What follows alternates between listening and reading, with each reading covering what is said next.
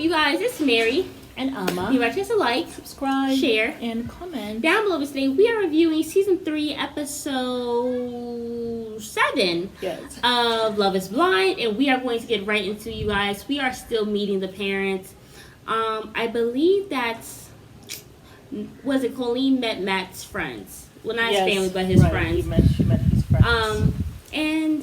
I don't know. I guess they were talking about how, he can be a tough cookie or whatever. He can be kind of loud and he can always be like in arguments or whatever, stuff like that. Argues a lot. And so that they got into a tiff.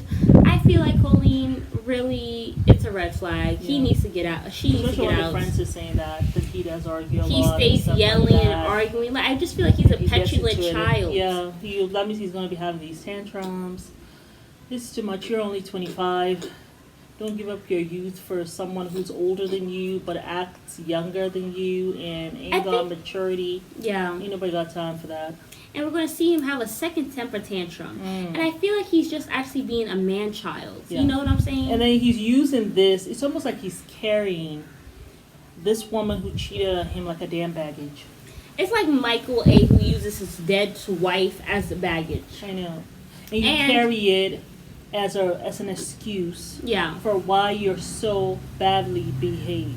Exactly. Like he took the passing of his poor wife, which that's very sad.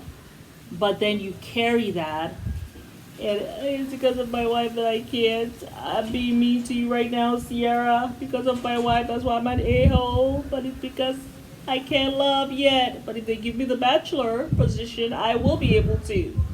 My thing is, why do you want to make your wife seem like this person who is stopping you, is making you be like an a-hole to all these people? Yeah. Like, why would you put that on her and her death? I know. I just feel like that's also effed up. And I'm sure she's not going to even want that for you. She'll want you to find someone. Anyone who loved anyone and is passing away, after you've mourned them, for a suitable amount of time, which he has, she wants you to be happy at the end of the day and find someone you love because she loved you. So stop the foolishness. Yeah, stop using her for your bad behavior. Yeah. It's the same thing with Matt. Yeah, this girl cheated on you. Okay, how many years are you going to use that for bad behavior in your relationship? Like, you're now in a new relationship. Totally new relationship. So why are you still talking about this? And it's been over 2 years, I believe. So you've had your grieving, you've had your anger. Why are you looking at me as though I'm a cheater? Every moment, every chance you get. Nobody has time for that. She's only 25. Nobody has time for that. Nobody has time for that. Exactly. She's only 25. Ain't no 25-year-old got time for that. I feel like she needs to cut her losses. This man is a mother effing psychopath. Run. Because one day when he's yelling, he might take his fist and punch the wall above your head. And then the next time he'll be slapping you for real. So I would get the hell out of there. I would not even blink twice. I would be I'll be quicker out there than quicksand. Psh, foolishness. But yes. The friends just confirmed it for us. Yeah. Cole and Zainab had a conversation, right, where she was talking to him because apparently Matt spoke to Zainab. No, that's too quick. We now have to talk about we have to talk about Brennan and Alexa. Oh, okay. Alexa went and met his parents or whatever, stuff like that, and his friends too, right? Yeah, his friends. And apparently, I guess the only issue with him was the fact that sometimes he runs away. Like, sometimes he gets out of relationships quickly or whatever. But I don't really see Brennan... gets serious? Yeah. But I don't know if I see Brennan actually doing that to, Alexa. I feel like he's pretty much tuned in. Like, he's serious about her. Yeah. You know what I'm saying? So I'm hoping that he sees it through and continues to work on it. Yeah. But SK and Raven, the friends met up with SK. Found out that he is a brokey. They said that we saw her being with somebody who's tall and who's athletic, and that it's not going to work because she's a worker. She's a worker. She wants to be with somebody who has money, who will elevate her life. Exactly. And they said they're afraid that she will break his heart and everything. Yeah. But we found out that it was actually quite the opposite later on. But we're going to talk about that later. Yes. Much later on. Much later. But That's why, you have to have, you Conversations. can't really go away when you're as a woman, especially as a woman, because a lot of times we get drawn in by the emotions easily. Yeah. When there are things that you have on that list, you really should not be deviating from that. Yeah. You really should not. Like, you wanted someone who'll be able to provide for you.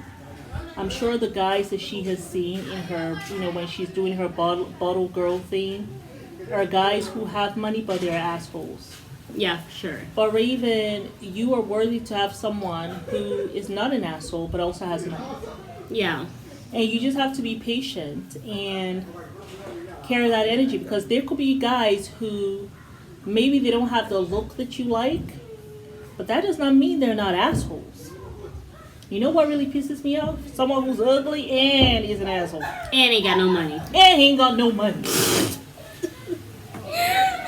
Because I see a lot of pretty girls, they'll say, okay, I've been with all these pretty guys, and they're assholes, right? And I'm going to go for this ugly one who is going to be about me, but he's a nice guy. Everybody says he's nice. That's the biggest asshole. He's more of an asshole than the other one. Who's just a straight up asshole. Because you never see him coming. But at least he's a pretty asshole. Now you got to deal with an ugly man who ain't got no money, and he's an asshole. Oh, watch that one now. hurts, especially when you think you're doing him a favor. Yeah, buddy. So with SK, I mean, when you found out about his finances and that he was going to Berkeley, there's no point in being with him for his potential. There was one thing I was telling Mary. When I worked, I wasn't retired. There were guys in my job who were African men. They were African men. They happened to be from Nigeria, but I'm sure maybe it's an African thing. I don't know. But we used to. I told you guys before that I am a romance person. I love romance, and I love romance novels. I've been reading them since my mom gave me my first one when I was, I don't know, maybe 11 or 12. And so I'm constantly exchanging like the romance novels I have with other women. Where we work, we will exchange these romance novels. We'll talk about it and all that stuff. So wherever I've gone, I've always been doing that with people I know, especially at work, when you want to have something to talk about. But these Nigerian men at my job read romance novels. They had their own stash that they were exchanging. And I was just like, why? And I remember asking one of them, who was a very good friend of mine, I said, why do you read these books? This is the first time I've seen a guy reading these books. Like, why are you reading them? I said, really interested that, especially an African man is reading this. And he's like, for the romance, I want to know. I'm finding out how to be, things to say, how to act, how to be a man of mystery, that kind of thing, what gets women tickled. They're doing history. They're doing research on how to get to women. Reading that stuff, and he making notes, okay? So it is another level. I don't know if anyone knows that. And you know something? I don't think I haven't told anyone that before. But it just, I remembered that they were reading this romance novel. So SK, it strikes me as one of those men. Of course. Who will be reading those romance, because some of the things he's saying, I'm just giggling because I'm like, okay, this sounds like one of my romance novels. Yeah, for sure. You know what I'm saying? So, I don't know, Raven, this is another level, man. And I think this is another level. And I feel like it's very odd, which I have kind of come to know that sometimes a lot of the African men, like if they're into you or whatever, stuff like that, and they see you like maybe as an opportunity for something that they may need, they're very much so a yes man.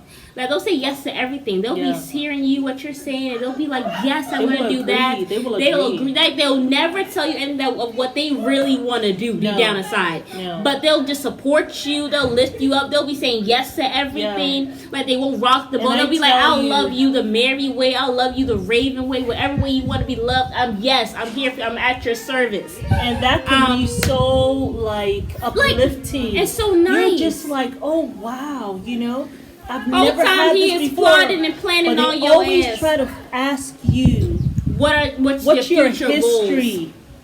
Goals? They always want to know like how you want to be loved, and then they find a way to say it in a different way, but it's really what you just gave them what they needed to say. They just paraphrase it. Exactly. So you have to really watch that with African men. I feel like Raven. Right away, and this you man known cannot that take care of you. Yeah. Period. And you should not have moved from that your list that a man needs to be able to do his own and take care of you. There shouldn't be no compromise on that, because then it saves you a heartache later on. But I think a lot of times we have these lists as women, and then we try to kind of move it around. Like I think with her, she's seen Berkeley. Ooh. That means when I go to visit him, I'll go to Berkeley. I mean, that's a really nice I know place Africans who got 20 degrees and they still ain't got no damn job. You know what I'm saying? So she's feeling like she's thinking about all of these things. But, like the girlfriend says, and I think the girlfriends are going to be shocked later on, I'm sure. Like, I'm shocked that Raven is still with S.K. I'm sure as time goes on, they're going to be like, you're still with him? Well, we know what happened. But we will see. So who else was But let's get to the actual main event. Yeah. The couples all got together and everything, stuff like that, and they were talking. Zaynab actually decided to go ahead and tell Colleen. The only issue I have with with Matt is that he's very attracted to you. That's how this whole thing even started. She was sitting down there drinking with the girls, and she said, he's very attracted to you, or whatever, so that. Then she decided, well, I'm gonna. So Colleen sat down, told Zaynab what had gone on, whatever. She decided, let me go talk to Matt. Matt found some new information. Zaynab found out some new information. Yes. And Matt was ready to beat Cole's ass. He got up. He popped his collar. He put the wallet down. He pulled the sleeves up. He was like, "Come on." So let me tell you what's going on here. He said, it's time to talk. Yes, let's talk. It seemed like it was going to get really high, and then they just kind of like, because men know. Cole looked at him like, oh shit. Cole looked like, oh, hell no. I know I cannot take this guy. I don't even fight. With my pretty blue eyes, I am not a fighter, honey. Where my woman at? Let me make this right. Cole looked like he was about to say, I'm a lover, not a fighter. Oh my god, we have to go back though. So the way Cole looked like. Yeah, he said, let me just let you know, it was not flirting. She was not flirting with me at all. It was not like that. I think she was actually just trying to appease me, bro. Yes, because it was my fault. It was my doing, but it wasn't like that. It seemed like he was, because it seemed like Matt was trying to ask Cole, like, listen, be honest with me. Yes. Do I got anything to worry about? You think I should leave her man to man? And he said, oh no, it was all me, bro. No, it was all me. He can feel that tension. About we're not. This is not a wonderful bro conversation. No, it's not. This is I'm gonna beat your ass if you say the wrong thing conversation. Cole was able to tell that, but he is a man himself. He can read that room. Yeah, he can read that tension. Yeah. So he was like, no. It was thicker than a Snicker bar. But the other people came, right? Andrew was there. Yes, Andrew and Nancy. And I felt so bad for Nancy. She was crying. Andrew. Andrew was like, "Are you?" Andrew was like, "Are you happy?" Or whatever, something like that. She's like, "I don't regret breaking up with you," or whatever, stuff like that. But it sounds like maybe she doesn't regret it. But I mean, Bartiz damn sure ain't no pride. But she did say, she said, I found out later on from guys, they were just like, Andrew is so smart, and I'm just like, I mean, how come I did not? Maybe I should have stayed enough to see it, to find out more about you. But then of course she had to, because she here with her man. She can't be, you know what I'm saying? But I saw another side of Andrew. I think he was also taken aback by how Nancy looked too. I'm sure he was thinking, oh wow, we could really do some tantra. Some orgasms without sex. Maybe you just look each other in the eyes. He was like, oh my, I'm having one of those now, just looking at her. And then she says, I think she says F me, like she was upset with herself. Yeah, she was like, yeah, because of the whole thing with Bartiz. And Mom was like, well, you know, I was hoping that Andrew could say, well, if you're saying F you, maybe that can be arranged. I know, that would have been nice if he says, that could be arranged. Mom was saying all types of crazy stuff. I think Mom got a little crush on Andrew. I think ever since... His voice is... You know what I think? But I think ever since you heard him talk about having orgasms without sex, you have been like, No, I wonder what that's about. No. Because I know what that's about. I know what that's about. That is quite possible. Oh, so you have to be a good match, huh? No, you can no. Because Andrew is too... He's too... Like, he has too much flowery, not a lot of substance. That's how I feel. But he seemed like... I just like Batiste. You know, there are two couples that I wanted to make it: Batiste and Nancy, and Brennan and Alexa. Right. And then Batiste, I didn't expect him to be such an asshole. Well, I mean, once he did that thing with Raven, do your thing, girl. I was like, okay, he has some asshole in him, tendencies in him. So, but I want Nancy to win. You know, I really, those two ladies, Nancy, Alexa, you know, I really want them to win. And I want Zainab to win. Yeah. We'll talk about her on episode 9. Zainab, we're going to get into that one later. But I just really wanted them to win. And I just felt so bad for her, the way she was crying. And then, of course, here comes Batiste. Trying to pick a fight, like, should I be worried? What's going on? You're laughing a lot. She was not laughing a lot. She was crying, you asshole. And you saw it. I don't know. And Andrew was sweating. He was like, okay, buddy, whatever. I guess Andrew was sweating. You could feel the sweat under his arm. Like, oh my God, I know I cannot take him. Where am I, Messiah? My Messiah security. Oh, that was hilarious. But we have to talk quickly about but yeah, Zainab and Cole, they got into a huge heated argument. Yeah. After this, I want to go back and talk about how Nancy met with Bartista's family and how he tried to gaslight her and set her on fire. Yes, we remember that. But yeah, so Zainab and Cole had a conversation or whatever, and she basically was like, we need to swap fiancés because I'm on Matt's side and everything, stuff like that. And he was like, well, why don't you go marry Matt? And she's like, well, why don't you marry Colleen? And I was just like, I just don't think it's going to work, Zainab. Not with Cole anyway. Yeah. I don't think it's going to work. Yeah. But I feel like there's just, I think, Tanika. She actually had commented yesterday or whatever that, well, you know, Zainab asked for him to rate her, and now she's mad at the answer. And I was like, well, she should have lied. Because the thing is, I feel like you can lie, but a 25-year-old is not going to know that. I would know that. If my man's not that attractive, I'm not going to sit down here and say that, oh, baby, you're a 2 out of 10. But I'm not doing that. I will say 10 out of 10 because I love him. And I want him not to hate me later. So, yes, I will lie. Be like, baby. Okay, you're young too. No, I'll say, babe, you are a 20 out of 10. You surpass my scale, baby. I love you. Yeah. And I'll say with the cutest smile, and I'll grab his little ears and be like, mwah, love you, babe. Whatever, you know what I'm saying? So that's what I'm saying. But I feel like you do that when you actually really love somebody. Yeah. I feel like the way that Bartiz has been with Nancy and the way that Cole has been with Zainab. There's no rating you. Yeah, and then Cole, and the way Cole is with Zainab, I just feel like those two people don't really like their women like that. Because I feel like if you're really liking your women, you're gonna go out of your way to make them feel secure, even if it's something about them that you don't find necessarily attractive. Like, hey, I might want somebody who's like 6'5" or whatever, but hey, I got somebody who's 6 foot. They're hoping. I will break up with them.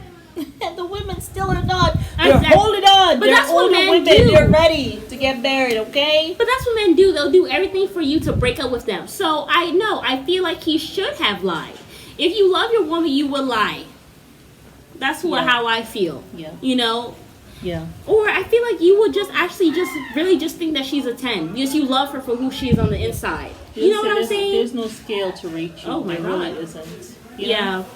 So we'll move on. Those also, are very slippery slopes. And also, Cole, I feel like you guys have talked enough to where you should know Zainab can be insecure. And you have to learn how to be able to... Yeah, but she's older. You know. She's older. You can't be that She insecure. has 2 dead parents. What do you expect from her? Okay, Like, she really didn't... Like, I feel like she's still a child in a way. Like, she's an older woman. Yeah. But she kind of stopped growing up once her parents died. Because she had to... The trauma. The trauma. But you know, the thing is, I wonder, to me, though, it's like she's very critical. And the thing that we have not really talked about, and I don't know if we've talked about it off camera, maybe... But Cole's parents are not coming. I haven't heard much of digging deep into Cole's family dynamics. Ooh. How's your relationship with your mom? How's your relationship with your dad? Those are so important because then you know as a woman, especially as an older woman, if he says, my mom nags all the time. She tells me to pick up this and pick up that. No matter what I do is never good enough. Then you know not to do that to him. Because that's what she does to him. She is constantly complaining. Yeah. Constantly telling him what to do. Constantly critical.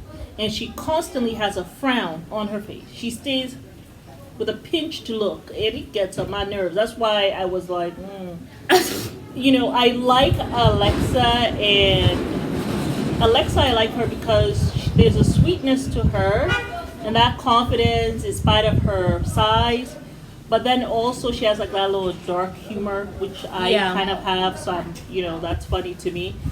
With Nancy, I just like her because she's so sweet.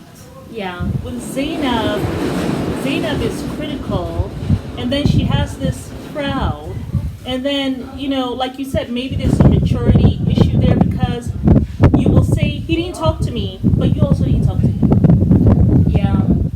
He didn't hug me today, but neither did you. You know, so she's always doing this, that, instead of that.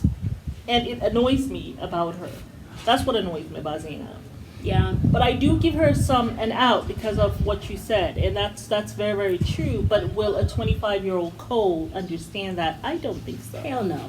So it is what it is. But yes, let's quickly talk about Bartiz and wrap up. Bartiz and Nancy, they went to go meet his sister and his mom. They came to the house. They came to their place. Yes, and of course, you know, I don't know if we talked about it or not, whatever, but Nancy did talk to Bartiz about, you know, if she had a baby if she was going to give birth to a baby who was disabled, would she abort had it? Down syndrome. Like, would you be able to correct it? She probably will. Yeah. Because he was like all up in an uproar. And she explained why. These birds are like, I don't know if they're going home, but it's like hundreds of them just going across, and you hear it. There's a whoosh. The light is on. No, I think that's their generator. No, I think the light. We haven't had lights, y'all. We haven't had lights. Go check and then 12. Lights off. Oh, sorry. Yeah. Yeah, nothing. Nothing. Oh, okay. Anyway, Crazy. So she has said that she will have an abortion. So the father they asked about Nancy. Let Nancy tell them about herself, and she says, "Well, you know, I'm debt free." Before she continues to talk about herself, he jumps in. She believes in abortion. She believes in abortion. And she was saying, and this really upsets me, and stuff like that. And he said all of this, and the sister starts to cry. I don't know why. Maybe she has had one or whatever. I don't know what happened, or maybe she had a child. I don't know. But the sister starts to cry. Obviously, she's she's upset about that. But the mom looks at Nancy, I noticed, and says to her, I understand what you're saying. I understand your viewpoint. Because she's worked with kids. Because she said, I have worked with children. And it's like they don't even have a child anymore. Yeah, they like some parents don't even come. Most parents, they don't even come, and the child is there by themselves suffering. You know? And I mean, my mom has worked in a place like she was telling me, and she's like, there's some places that she has worked where these children are born, and it was in one of these states. I'm not even going to say the state, but the parents were these very wealthy people, but the child was there, and some of them had maybe just one eye, Like just like really, some of them, will look kind of like, you look at them and be like, wow, is this an alien or something? Like, and the parents don't come. They pay for them or whatever. They don't want to have anything to do with them. And of all those children, hundreds of kids, she said maybe it was just about a couple who's like the moms were still involved, still coming, still crying, but most of them, they didn't have anyone. It was just pretty much, the nurses there taking care of them. So when you've worked in a place like that, I can understand where Nancy is coming from too. You can understand that. So, but then Nancy, you haven't been pregnant. So, you can say that, but maybe when she's actually pregnant and she realized that, maybe she wouldn't. Well, she said she's also open to it, though. She's like, if I have a partner who doesn't want to do it, I'm also open to having that conversation or doing something different. So that's what she said. It's not like she's here talking about how, she's going to be out here killing babies or whatever. Like, but you blew it up to this big thing. I feel like he actually wants to break up with her. And the thing is, Bartiz, you're not the one giving birth. Yeah. Because say if the baby was actually going to kill her, and she wants to choose her life over that. Then that's not your choice. All you did was bring your weenie to the table. So please, I just feel like he was trying to set her up for them not to like her. This was a conversation that was very important to his parents. Yeah. But I don't think he got the response. Well, the sister cried, but maybe he didn't get the response that he expected from his mom. Maybe for them to look at her in some kind of demeaning way. But the dad did say, Nancy, I think you're lovely. You're gorgeous. So I feel as though, time will tell, Yeah. But yeah, sure. Batiste, he is something else. I mean, I think that's what we're seeing. Yeah. But it's Mary. And Amma. You guys just like, subscribe, share, and comment down below.